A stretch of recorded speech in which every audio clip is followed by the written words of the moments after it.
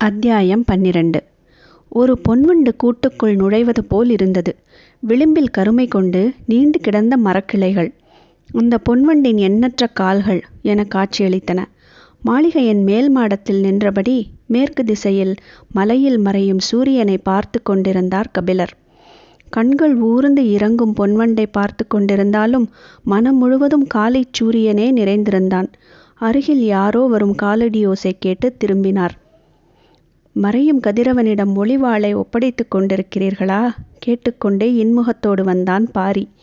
இருவரும் பேசியபடியே இருக்கையில் அமர்ந்தனர். பாரி கேட்டான், காலையில் உச்சிப்பாறை ஏறியதும் மேற்கு திசையை பார்த்தபடி காண கிடைக்காத காட்சி என சொன்னீர்களே, எதை சொன்னீர்கள்? காலையில் கண்ட காட்சியை சற்றே அசை போட்ட கபிலர், அதுவா, மேலே ஏறியதும் முதலில் கண்ணில் பட்டது கோட்டைச் சுவரே இல்லாத இந்த நகர அமைப்புதான். இப்படி ஒரு தலைநகர் உலகில் எவ்வியூர் மட்டுமாகத்தான் இருக்கும். எதிரிகளிடமிருந்து தற்காத்து கொள்ள கோட்டைச் சுவர் எதுவும் எங்களுக்கு தேவையில்லை. ஏனென்றால் எங்களின் ஒத்துழைப்பும் உதவியும் இல்லாமல் யாரும் பெருங்காட்டையும் மலைமுகடுகளையும் கடந்து இங்கு வந்துவிட முடியாதல்லவா? பாரியின் கேள்வியை ஏற்றுக்கொண்டார் கபிலர். அதே நேரம் காட்டு உயிரினங்களிடமிருந்து உங்களுக்கு பாதுகாப்பு தேவையல்லவா? அதற்காகவாவது சுவர் எழுப்பி இருக்கலாமே. அதன் பொருட்டுதான் எழுப்பியுள்ளோம். எங்கே எழுப்பியிருக்கிறீர்கள்? என் கண்களுக்கு தெரியவில்லையே. எதுவும் மாயச்சுவர் கட்டியுள்ளீர்களா என்ன? பாரி சிரித்தான். உங்களின் கண்களுக்கு தெரிகிறது, ஆனால் அதுதான் சுவர் என்பதை உங்களின் எண்ணம் ஏற்க மறுக்கிறது. கபிலர் உட்கார்ந்த இடத்தை விட்டு எழுந்து பார்த்தார். அவரை கவனித்தபடி பாரி கேட்டான், இந்த காட்டில் எத்தனை வகையான விலங்குகள் இருக்கின்றன என்று யாருக்கும் தெரியும்? காட்டு விலங்குகளால் உடைத்து நொறுக்கவோ தாவி கடக்கவோ முடியாத ஒரு கோட்டை மதிலை மனிதனால் கட்டிவிட முடியுமா என்ன? கார்காலத்தில் 3 குலகு தின்ற ஒரு பெண் யானை எவ்வளவு பெரிய கற்கோட்டையையும் தகர்க்கும். அதிங்கத்தை தின்ற ஆண் யானை கூட்டம் உள்நுழைந்தால் பெரும் மலையும் கிடுகிடுக்கும். மரமேறி உயிரினங்களால் தாவி கடக்க முடியாத தடுப்புச் சுவரை எழுப்ப முடியுமா என்ன? இந்த மலைத்தொடர் வடதிசையிலும் தென்திசையிலும் எவ்வளவு தொலைவு நீண்டு கிடக்கிறதோ யார் அறிவார்? இடையில் ஒரு சிறு பகுதியில் பரம்பு நாடு இருக்கிறது. எண்ணிக்கையில் அடங்காத விலங்கு கூட்டங்கள் நாள்தோறும் இடமும் வலமுமாக எங்களை கடக்கின்றன. இவற்றிடமிருந்து பாதுகாக்க எத்தனையோ முறைகளை கையாண்ட எம் முன்னோர்கள் இறுதியாக இந்த நாகப்பச்சை வேலியை பெருங்கோட்டையாக எழுப்பினர். கபிலர் சுற்றும் முற்றும் பார்த்தார். எவ்வியூரின் கடைசி வீடுகளும் தெருக்களும் முடிவடைந்த சிறிது தொலைவிலிருந்து காடு ஆரம்பமாகிறது. இதில் வேலியோ சுவரோ எங்கு இருக்கிறது என யோசித்தபடி நின்றார். பாரி சொன்னான், ஊரின் எல்லை முடிவடைந்ததும் காடு தொடங்குகிறது. இடையில் வேலி எங்கே இருக்கிறது என்றுதானே நினைக்கிறீர்கள், இல்லையா? நீங்கள் பார்க்கும் அந்த காட்டின் தொடக்கம் இயற்கையானது அன்று. அந்த தாவரங்கள் தாமாக முளைத்தவை அல்ல. நாங்கள் அறிந்த இந்த பெரும் உலகெங்கிலும் இருந்து கொண்டு வந்தது, இங்கு முளைக்க வைத்தவை. கபிலர் பாரியை கூர்ந்து பார்த்து கொண்டிருந்தார். காட்டில் உள்ள ஒவ்வொரு உயிரும் தின்னக்கூடிய தாவரங்களும் உண்டு, தின்னக்கூடாத தாவரங்களும் உண்டு. நுகரக்கூடியதும் நுகரக்கூடாததுமான பச்சிலைகள் உண்டு. பற்றக்கூடியதும் பற்றக்கூடாததுமான செடி கொடிகள் உண்டு. நாங்கள் காட்டு உயிரினங்கள் நுகரவும் நெருங்கவும் பற்றவும் முடியாத தாவரங்களை கொண்டு ஒரு பெரும் வேலி அமைத்துள்ளோம். தலைமுறை தலைமுறையாக எங்கள் தாவர அறிவின் சேகரம் இந்த நாகப்பச்சை வேலிதான். இவ்வளவு எளிதான வார்த்தைகளால் எவ்வளவு பெரிய செய்தியை சொல்லிக் கொண்டிருக்கின்றான் பாரி. நம்ப முடியாமல் நின்று கொண்டிருந்தார் கபிலர். இதை எப்படி மனிதனால் செய்ய முடிந்தது? அதை செய்ய முடிந்ததால் தான் நாங்கள் இங்கு வாழ்கிறோம். காற்று கூட உள்நுழைய முடியாத இந்த கானகத்தில் ஓரிரு வீரர்கள் காவல் காக்க நாள்தோறும் தூங்கி உயிரோடு எழுகிறோம். எங்கள் குழந்தைகள் மறுநாள் காலை சிரித்து கொண்டு விளையாடுகின்றனர். எங்கள் இளைஞர்களின் இதழ்களில் முத்தத்தின் ஈரம் ஊறிக்கொண்டே இருக்கிறது. இது எப்படி? நான் தயங்கி வெளிவந்தன கபிலரின் சொற்கள். வெறிமணம் கொண்ட செடி கொடி மரங்களால் சூழ்ந்து கிடக்கிறது இந்த வேலியின் வெளிப்புறம். நடுப்பகுதியோ பரவைரமும் அகவைரமும் பாய்ந்தோடும் மரங்கள் ஒன்றை ஒன்று பின்னி கிடப்பதைப் போல நன்கு திட்டமிட்டு வளர்க்கப்பட்டுள்ளது. வெளிநஞ்சு மற்றும் உள்நஞ்சு தாவரங்களால் தழைத்து கிடக்கிறது இதன் முதல் பகுதி. இந்த 3 பகுதிகளின் இடைவெளிகளிலும் நஞ்சேறிய அலரி வேர் கொண்டு சுருக்கு வலை பின்னப்பட்டுள்ளது. நச்சு பிசின் வழியும் மருவு தொடரிப்பட்டைகள் இடைவிடாதிருக்கும். ஒன்றின் மேல் ஒன்றாக வைத்து பின்னி பிணைந்து உருவாக்கப்படும் பிணையல் மாலையைப் போல தாவரப் பச்சிலைகளோடு பிணைந்து கட்டி கிடக்கும். அதன் கணுக்கள் தோறும் வேர்களை உண்டாக்கி அந்த பச்சிலை செடிகள் தழைத்தபடி இருக்கும். இந்த வேலிக்குள் உருவாக்கப்பட்டுள்ள அனைத்து தாவரங்களின் மீதும் குறுக்கும் நெடுக்குமாக படர்ந்து கிடக்கும் எண்ணிலடங்காத படர்கொடிகளும் சுற்றுக்கொடிகளும் தான் இந்த நாகப்பச்சை வேலியின் உயிர் நாடி. வலப்புறம் சுற்றும் கொடியும் இடப்புறம் சுற்றும் கொடியும் ஒன்று மாற்றி ஒன்றாக படர்ந்து கொண்டே இருக்கின்றன. சுருண்டி எழும் அவற்றின் ஊசி நாவுகள் எதிரெதிர் திசையில் ஒரு சேர பின்னியபடியே மேலெழுகின்றன. உதிர்ந்து கொண்டிருக்கும் இலையை கூட இந்த வேலி அந்தரத்தில் நிறுத்திவிடும். விலங்கின் நாசியை வெகு தொலைவிலேயே இந்த வெறிமணம் தாக்கும். அதையும் கடந்து உள்நுழையும் உயிரினம் விஷமுள்ளாலோ நச்சுக்கணுக்களாலோ நாவில் படும் பச்சிலையாலோ சற்றே மயங்கி அமரும். அந்த கணத்தில் அதன் மயிர்கால்கள் ஒவ்வொன்றையும் பற்றி உள்ளிழுக்கின்றன இந்த சுருட்கொடிகள். அந்த உயிரினத்தின் இயக்கத்தை மிக விரைவாக தனது கட்டுக்குள் கொண்டு வந்து விடுகிறது இந்த நாகப்பச்சை வேலி. அதன் பிறகு அந்த விலங்கு அமர்ந்த இடத்தில் உள்ள தாவரமும் கரையான்களும் எறும்புகளும் சிலந்திகளும் சற்றே கூடுதல் செழிப்பு கொள்கின்றன. பாரி சொல்வதை வாய்ப்பிளந்து கேட்டுக்கொண்டிருந்தார் கபிலர். தாமரை இதழை ஒன்றின் மேல் ஒன்றாக அடுக்கி அதன் மேல் ஊன்றப்படும் வேலம் முள் முதல் இதழுக்குள் இறங்கும் நேரம்தான் கணப்பொழுது. 3ஆம் இதழை கடக்கும் நேரம்தான் இமைப்பொழுது. 6ஆம் இதழுக்குள் நுழையும் நேரம்தான் வினாடி பொழுது. எந்த ஒரு விலங்கின் இயக்கத்தையும் வேலம் முள் 6ஆம் இதழை கடக்கும் பொழுதுக்குள் நிறுத்திவிடும் ஆற்றல் இந்த நாகப்பச்சை வேலிக்கு உண்டு என்று எம் முன்னோர் கூறுவர். இயற்கையை பற்றிய பேரறிவின் முன்னர் தூசி என நின்று கொண்டிருப்பதாக கபிலர் உணர்ந்தார். மேற்கு மலையின் விளிம்பில் பொன்வண்டு தனது கடைசி கால்களை உள்ளிழுத்து கொண்டிருந்தது. பாரி இறங்கும் கதிரவனையே பார்த்து கொண்டிருந்தான். வியப்பை விலக்கி சற்றே ஆர்வம் மேலிட கபிலர் கேட்டார், எந்த வெறிமணம் யானைகள் கூட்டத்தை விரட்டக்கூடியது? ஒளி உள்வாங்கும் அழகை பார்த்தபடி பாரி சொன்னான், எழிலைப்பாலை. கபிலரின் கண்கள் பூத்தன. அந்த மரத்தின் வாடையை நுகரும் யானைகள் காத தொலைவுக்கு விலகி ஓடும் என்றான் பாரி.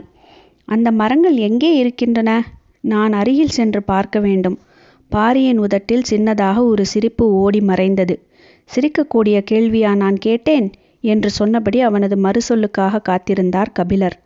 ஒவ்வொரு திசைக்கும் ஒரு மரம் நின்று கொண்டிருக்கிறது. எறும்பு கூட்டங்களைப் போல் யானை கூட்டங்கள் திரியும் இந்த காட்டில் திசைக்கு ஒரு மரம் போதுமா என்ன? அதற்கும் அதிகமாக வைத்தால் எவ்வியூர் தாங்காது என்றான் பாரி. கபிலருக்கு பதில் விளங்கவில்லை. பாரி சொன்னான், அந்த மரத்தால் வேறு தொல்லைகள் இருக்கின்றன. மத யானை எழிலைப்பாலையின் வாசனையை நுகர்ந்துவிட்டால் வெறி கொண்டு வந்து அந்த மரத்தை அடியோடு பிடுங்கி எறிந்து நாசம் செய்துவிடும். எப்படி அதை எதிர்கொள்வீர்கள்? மத யானையை எதிர்கொள்வது எளிது. அதைவிட சிக்கலான பிரச்சனை ஒன்றுண்டு. அதுதான் மிக முக்கியமானது என்றான். மத யானையை எதிர்கொள்வதை விட முக்கியமான பிரச்சனையா? என்ன அது? அந்த மரத்தின் வாசனை காமத்தை தூண்டும். கோல் கொண்டு நெருப்பை கிளறுவது போல அது நறுமணம் கொண்டு காமத்தை கிளறிக்கொண்டே இருக்கும். சற்றே இடைவெளி விட்டு பாரி சொன்னான், எவ்வியூருக்குள் வேறு வேலையும் நடக்க வேண்டுமல்லவா? அதனால்தான் திசைக்கு ஒரு மரம் மட்டும் வைத்திருக்கின்றோம். பாரியின் சொல்லை தாண்டி வெளிவந்தது சிரிப்பு. கபிலரும் சேர்ந்து சிரித்தார். நினைவு வந்ததும் சட்டென சிரிப்பை அடக்கிவிட்டு கேட்டார், அதனால்தான் மரத்தின் அருகில் நான் சென்று பார்க்க வேண்டும் என்று சொன்னபொழுது நீ சிரித்தாயா? அவ்வளவு நேரம் அடக்கமாக வெளிப்பட்ட சிரிப்பு இப்போது பீறிட்டது. சிரித்தபடியே ஆம் என தலையை மேலும் கீழுமாக ஆட்டினான் பாரி. கபிலர் சற்றே வேகமாக, எழிலைப்பாலையை அடியோடு வீழ்த்தும் மத யானை மனிதரிலும் உண்டு. சட்டென பாரி சொன்னான், காமம் கண்டு அஞ்சும் சொல் இது. அச்சம் இல்லை என்று சொல்ல நான் பொய்யன் அல்ல. ஆனால் அஞ்சமாட்டேன் எனச் சொல்ல பொய் தேவையில்லை. அதுதான் புலவன். சொல் சுடும்போது சொல்லைச் சுடுவான் என்று சொல்ல கேட்டுள்ளேன். இன்றுதான் சொல்லி கேட்கிறேன். நாழிகை மணியோசை எவ்வியூர் முழுவதும் எதிரொலித்தது. சூரியன் முழுவதும் விழுந்தவுடன் இருள் காட்டின் எல்லா திசைகளில் இருந்தும் இறங்கிக் கொண்டிருந்தது. பந்தங்களை ஏற்றும் வீரர்கள் கையில் நீண்ட குழல் போன்ற விளக்குகளுடன் ஓரிடம் நோக்கி குவிந்து கொண்டிருந்தனர். பேச்சு எதிர்பாராத கணத்தில் காமத்துக்குள் போனதை பற்றி எண்ணியபடி கபிலர் கூறினார், இரவு வரும்போதே ஏதாவது ஒரு வடிவில் காமத்தையும் அழைத்து வந்து விடுகிறதே. பாரி அசட்டுச் சிரிப்போடு சொன்னான், எழிலைப்பாலைக்கு இரவேது பகலேது. பரம்புமலை ஏறத் தொடங்கியதிலிருந்து தனது சொல் முறிவும் ஓசையை விடாமல் கேட்டுக்கொண்டிருந்தார் கபிலர். பாரி சொன்னான், எழிலைப்பாலையின் அடிவாரத்துக்கு வள்ளியை அழைத்து வந்ததுதான் முருகன் செய்த மிகப்பெரிய தந்திரம். இல்லையென்றால் வள்ளியை ஒரு நாளும் அவனால் இணங்க வைத்திருக்க முடியாது. அவனும் குறுக்கு வழியைத்தான் கையாண்டானா? சற்றே தயக்கத்துடன் ஆம் என சிரித்தபடியே தொடர்ந்தான் பாரி. முருகன் வேட்டுவர் குலம், வள்ளியோ கொடிக்குலம். செடி கொடிகளை அறிந்தவர்கள் வேட்டையாடியவர்களை விட மனநுட்பத்தில் முன்னேறியவர்கள் அல்லவா? வலிமையை விட நுட்பத்துக்குத்தானே ஆற்றல் அதிகம்.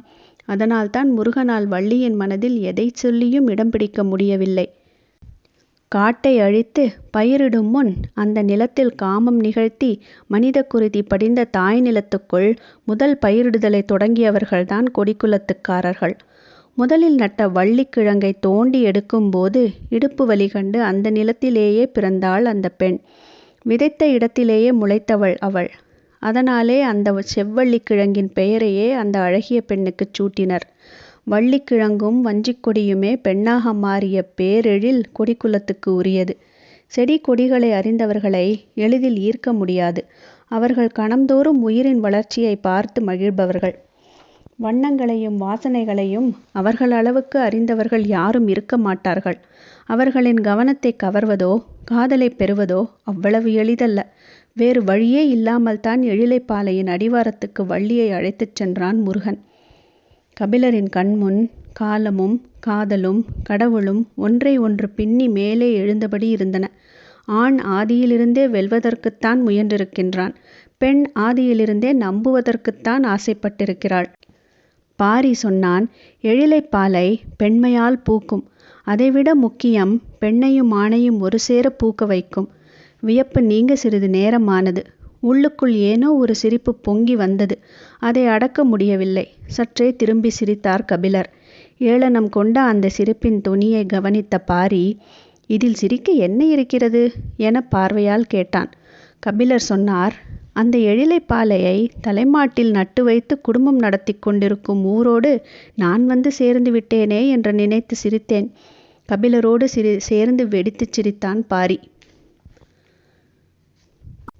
இருளை விரட்ட பந்தங்கள் தயாராகிக் கொண்டிருந்தன. பாரி சொன்னான், பந்த ஒளிக்கு பூச்சிகள் வந்து விழாமல் இருக்க இலுப்பை எண்ணெய் ஊற்றப்படுவதை நீங்கள் அறிவீர்கள். ஆனால் அதற்கெல்லாம் இந்த காட்டுப்பூச்சிகள் கட்டுப்படாது. நாங்கள் பயன்படுத்துவது கொம்பன் விளக்குகள். அதில் நாகக்கழிவும் நஞ்சு பிசினும் சேர்த்து மெழுகியிருப்போம். பந்தம் எரிவது திரியிலிருந்து மட்டுமல்ல, திரியோடு சேர்ந்து விளக்கின் விளிம்பும் கருகியபடி தீந்தி எரியும். அந்த வாசனையை ஊடறுத்து பூச்சிகளால் உள் நுழைய முடியவே முடியாது. ஒரு வகையில் இதை ஒளி வலை என சொல்லலாம். ஒவ்வொரு பருவ காலத்துக்கும் மாறுபடும் பூச்சி இனங்களுக்கு ஏற்ப கொம்பனில் தேக்கும் பசையும் மாறும், எண்ணெயின் சேர்மானமும் மாறும். அப்போதுதான் அவற்றை கட்டுப்படுத்த முடியும். கபிலர் பந்தம் ஏற்றப்போகும் காவலர்களை பார்த்து கொண்டிருந்தார். ஒரு பெரும் தாழ்வாரத்தின் அடியில் அவர்கள் எல்லோரும் கூடியிருந்தனர். கொம்பன் விளக்கில் எண்ணெய் ஊற்றப்பட்ட பிறகும் அவர்கள் நெருப்பை பற்ற வைக்காமல் யாருக்கோ காத்திருந்தனர். தொலைவில் மாளிகையின் மேல் மாடத்திலிருந்து அதை பார்த்து கொண்டிருந்த கபிலர் கேட்டார், உனது உத்தரவுக்காகத்தான் காத்திருக்கிறார்களா என்ன? இல்லை, அவர்கள் குல நாகினியின் வருகைக்காக காத்திருக்கின்றனர். பாரி சொல்லிக் கொண்டிருக்கும் போதே வயதான கிழவிகளின் கூட்டம் ஒன்று எவ்வியூரின் கீழ் திசையிலிருந்து நடந்து வந்து கொண்டிருந்தது. கபிலர் எட்டி பார்த்தார். பாரி கையை காட்டிச் சொன்னான், அதுதான் நாகினிகளின் கூட்டம். அதற்குள் தான் குலநாகினி வந்து கொண்டிருப்பாள். அவள்தான் எங்கள் குல மூத்தாய். இந்த நாகப்பச்சை வேலியை ஆட்சி செய்பவள் அவள்தான். பெண்களால் தான் இவ்வளவு நுட்பமான ஒரு வேலியை கட்டி அமைத்து காப்பாற்ற முடியும். அவர்களின் சொல் கேட்டுத்தான் தாவரங்கள் தழைக்கும், தலையாட்டும். அவர்களின் உடம்பில்தான் கொடிக்குலத்தின் இரத்தம் ஓடுகிறது. ஆதியில் நிலத்தில் சிந்திய குருதியிலிருந்து தழைத்தவர்கள்தானே அவர்களின் முன்னோர்கள். ஒரே நேரத்தில் மண்ணுக்குள் வேர்விடவும் மேல் நோங்கி முளைவிடவும் தாவரங்களால் முடிவதைப் போல இவர்களால் தான் முடியும். கருவுக்குள் புது உயிர் சூழ்கொள்ளும் கணத்தில் கூட பிறந்த குழந்தைக்காக மார்பில் பால் சுரந்து கொண்டிருக்கும் அல்லவா? எல்லாம் தாவர பட்சினிகள், அளவற்ற ஆற்றல் படைத்தவர்கள் என்றான். பாரியின் குரலுக்குள் இதுவரை கேட்டிராத அச்சம் இருந்தது. குல சமூகத்தில் பெண்ணின் தலைமை இடத்தை வேளிர்குலம் அப்படியே வைத்துள்ளது. எங்களின் மூத்தாயின் குரலுக்கு குலமே அஞ்சும் என்றான் பாரி. இவர்கள் பேசிக் கொண்டிருக்கும்போது அந்த கூட்டம் பந்தங்கள் ஏற்றப்படும் தாழ்வாரத்துக்கு வந்து சேர்ந்தது. நகரெங்கும் ஏற்றப்பட வேண்டிய பந்தய எண்ணெய்களின் வாடையையும் கொம்பன் விளக்கின் வாடையையும் நுகர்ந்து பார்த்தபடியே ஒவ்வொரு விளக்காக ஏற்றிக் கொடுத்து கொண்டிருந்தார்கள் நாகினிகள். ஏற்றப்பட்ட விளக்குகளை கையில் ஏந்திய வீரர்கள் அவற்றை உரிய இடங்களுக்கு எடுத்து சென்று கொண்டிருந்தனர். நாகப்பச்சை வேலியையும் ஒளி வலையையும் கட்டி ஆள்பவர்கள் குலநாகினியின் தலைமையிலான பெண்களே. அவர்கள்தான் பருவ காலங்களின் தன்மையை அறிந்து முன்னெச்சரிக்கையுடன் செய்ய வேண்டியனவற்றை செய்து இந்த நகரையும் எங்களையும் காத்து வருகிறவர்கள். ஆண்கள் எல்லோரும் விலங்குகளை வேட்டையாடவும் வெளியுலக மனிதர்களிடமிருந்து தற்காத்து கொள்ளவும் தான். புல் பூண்டிலிருந்து இலையின் முனைக்கு வந்து இரு கால்கள் நீட்டி எட்டி பார்க்கும் எறும்புகள் வரை அறிந்தவர்கள் அவர்களே. மலைப்பு நீங்காமல் இருந்தது பாரியின் ஒவ்வொரு வார்த்தையும். வந்ததிலிருந்து இதுவரை பார்த்திராத பாரியை கபிலர் இப்போது பார்த்து கொண்டிருந்தார். நாகினிகள் பார்க்கின்றார்கள், வாருங்கள் கீழிறங்கி போவோம் என்றான் பாரி. இருவரும் அந்த இடம் நோக்கி நடந்தனர். வீரர்கள் தீப்பந்தம் ஏந்தி எல்லா திசைகளிலும் சென்று கொண்டிருந்தனர். எல்லா தீப்பந்தங்களும் அந்த இடத்தில் வைத்துதான் ஏற்றப்படுவதால் அங்கு கரும் புகை நிரம்பியிருந்தது. உள்ளே இருக்கும் யாருடைய முகமும் அருகில் வரும் வரை தெரியவில்லை. கரும் புகைக்குள் நுழைந்ததும் பாரி வணங்கினான். கபிலருக்கு புகை வாடை பெரும் குமட்டலை ஏற்படுத்தியது. கண்கள் வேறு எரிந்தன. உள்ளுக்குள் இருக்கும் யார் முகமும் தெரியவில்லை. குமட்டலை அடக்கியபடி கண்களை கசக்கி கசக்கி பார்த்தார். புகை பொங்கி பொங்கி வந்து கொண்டிருந்தது. மூக்கில் கார நொடி ஏறி தும்மல் உருவானது. மூச்சிழுத்து வாய் திறந்தபடி தும்மப் போகும் அந்த நொடியில் மூக்குக்கு மிக அருகில் தெரிந்தது பெரு விழி விரித்திருந்த குலநாகினியின் முகம்.